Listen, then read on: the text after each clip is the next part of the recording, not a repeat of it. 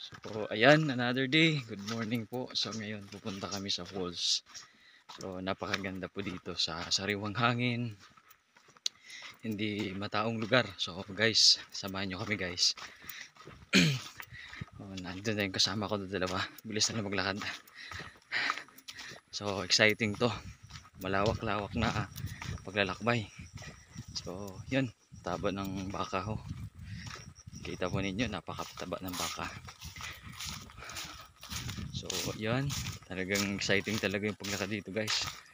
Ito yung daanan namin. So, grabe. Okay.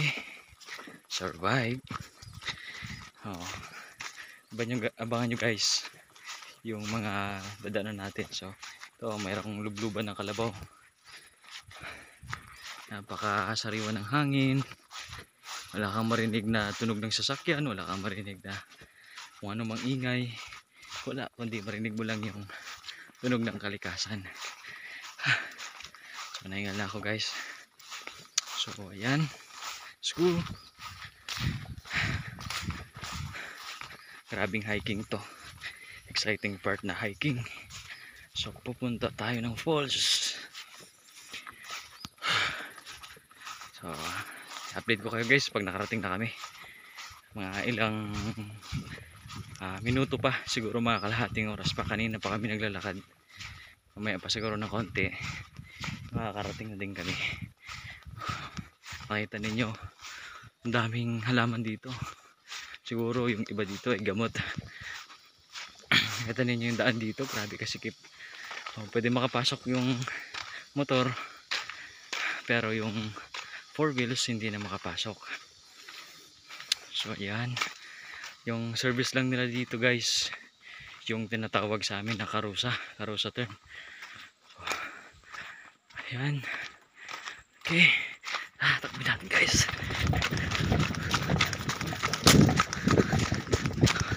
Okay, huli na tayo masyado sa kanila. Makabilis nila, baka maligaw tayo. Sige, baka maligaw tayo. Saan ba? Ayun na. Lalaki ng kahoy na. Sobrang lamig na guys. Malamig dito banda.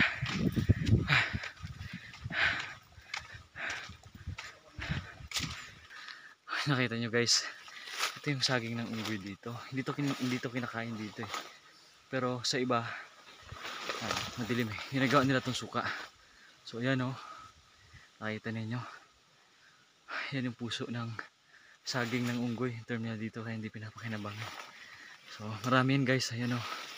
Nakita ninyo. Yan.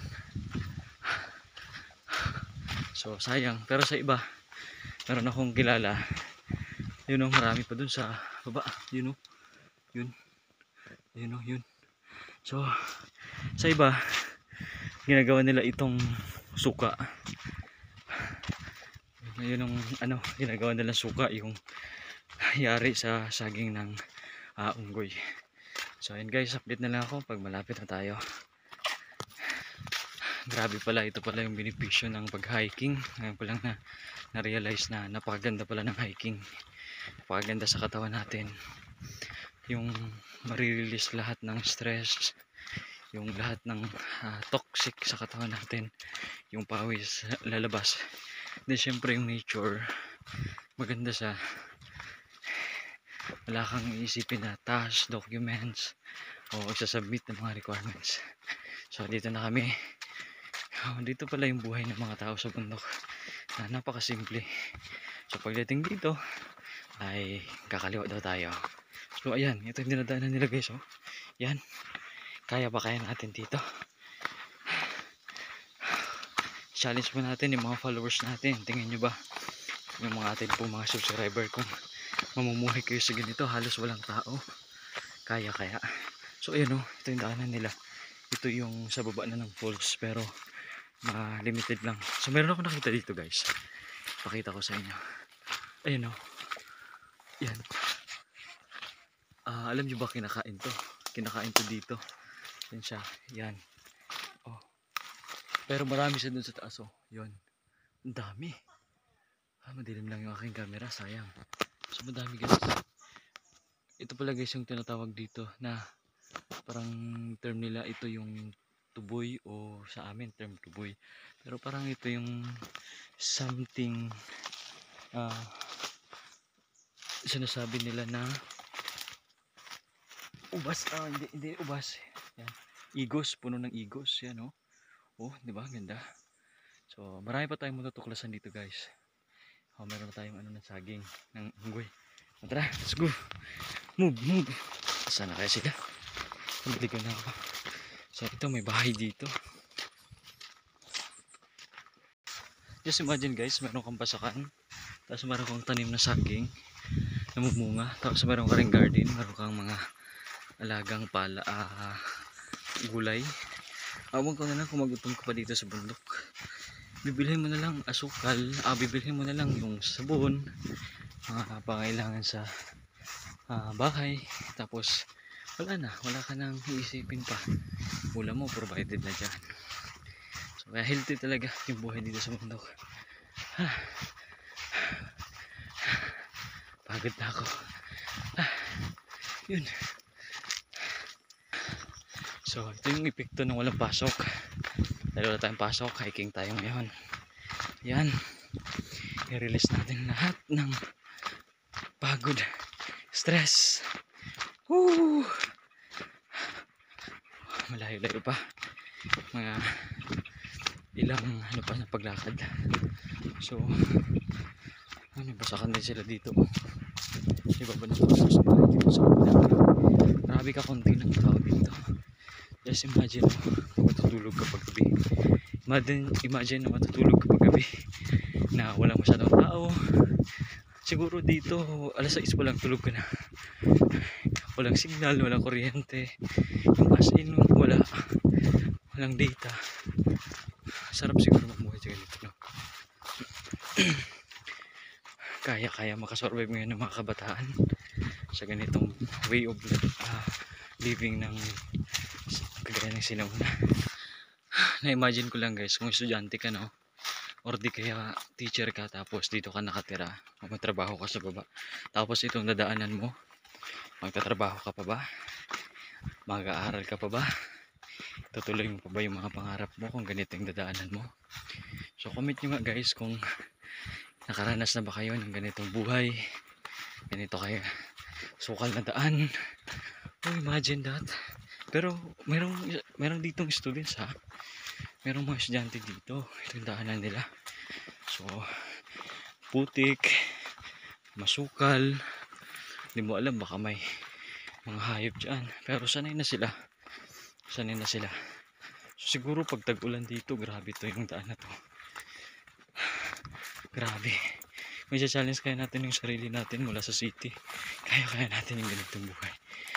So yan, araw-araw, Monday to Friday, may pasok sa loob ng ilang taon. Ewan ko na lang kung hindi ka pa magsikap. So yan, sobrang sukal, pero nakaka-bless talaga yung kalikasan, eh. Yung lamig, ramdam na ramdam yung lamig, eh. Hindi ka mapapagod. Ayun, kagaya nito, sobrang lilim talaga. Yan, lamig-lamig dito banda. Sobrang lamig. So simple lang talaga dito yung buhay.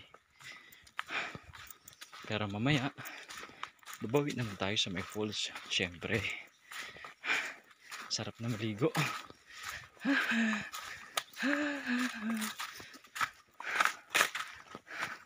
Guys, may baka. Ma. Guys, nainitan na yung baka ko.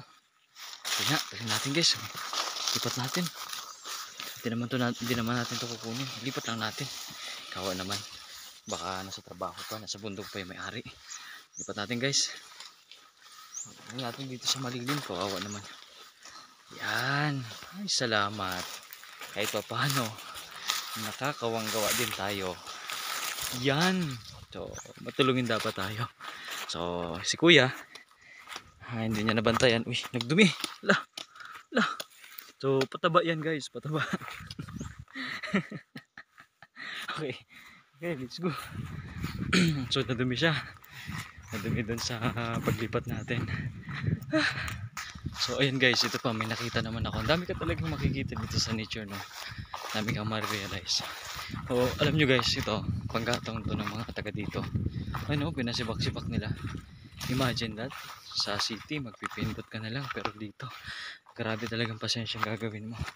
Ayun o, puputulin mo pa yan, tapos sisibakin mo pa yan na naputol na ganang kaliliit. So yun, ang gandang papaningasyon yung maliliit. So yun guys, imagine ko lang, napaka ano talaga, tiyaga talaga ng buhay sa bundok. Sa bagay nga, sabi nga nila, kung wala kang tiyaga ay walang nilaga. So siguro kung matagal na tayo sa city tapos bigla tayong ilalagay sa ganitong lugar, ang tanong, mabubuhay pa ba tayo? Kaya pa ba natin? Kaya ba natin mag-survive? So comment lang kayo guys, comment kayo para sunod gagawa naman natin ng video yung buhay nila dito sa bundok. So gusto ko lang to i-document, gusto ko lang kasi experience naman to sobra. Yung kasi pagdating naman ng season na to, may pera ka na naman. Ngayon season ng saging. So ganun talaga kasimple yung buhay sa bundok, napakasimple. Yun, mayroong puso ng saging. Kung ano-ano nakikita ko. So yan, stress reliever talaga. So salamat sa pagsama ninyo. Sobrang sobrang nakaka-excite talaga yung maglakad-lakad sa nature. Punta tayo ng falls. Alright, so andito na tayo. Ay, salamat. Hindi pa to falls. Dito pa lang tayo sa bahay na pupuntahan natin. So nalakad tayo ulit na kalahating oras bago makarating sa falls. Hindi ko alam kung mapagod yung mga kasama ko. Hindi magdidiretso po kami. Nakikita nyo guys, naririnig nyo. Nandun na yung tahol ng mga aso. Ganun talaga kapag narinig natin na may aso, ibig sabihin ay may nakauwi o may tao. So yun sobrang sarap. Tingnan yung hangin, napaka fresh, sariwang sariwa. Tapos ito yung location na maganda. Ito nakikita nito, dun yung balon. Tapos ayun ganda. Meron pa ako papakita sa inyo sa una, baka may mas maganda pa tayong spot. Yun. Ay, kita nyo, linaw. Dito pala tayo sa baba may mga isda So ang linaw ng tubig. Sobrang ganda. Wow, grabe kaganda. Napakalinaw. Ayun parang kulay blue, crystal. So hindi madumi yung tubig dito, napaka fresh. Sarap na agad maglublob, maligo. Wala pa tayo dun sa unahan, dun tayo pupunta sa unahan. Yung guys, nakikita nyo magtatay, sipag po, bata nagkatrabaho, tutulong sa magulang. Yung tatay niya, lakas pa rin yung tatay. Grabe, ang init ng trabaho niya. Yun, grabe. Yung mga bata na sanay na sanay talaga, yung binabanggit ng mga students, sanay na sanay talaga dito sa bundok. Ito talaga yung kinagisnan talaga nila. So ito talaga guys yung daanan dito. So yun yung mag-ama, grabe kasipag talaga. So nakakatuwa naman na makita yung isang tatay na gusto paglaki ng anak ay practical kagad tinuturo. So ayan guys, trabaho sila dito, nagpapaararo sa kabila araro. So kaso nga lang guys, pasensya na talaga, hindi na talaga kinaya ng battery, lubat na yung battery.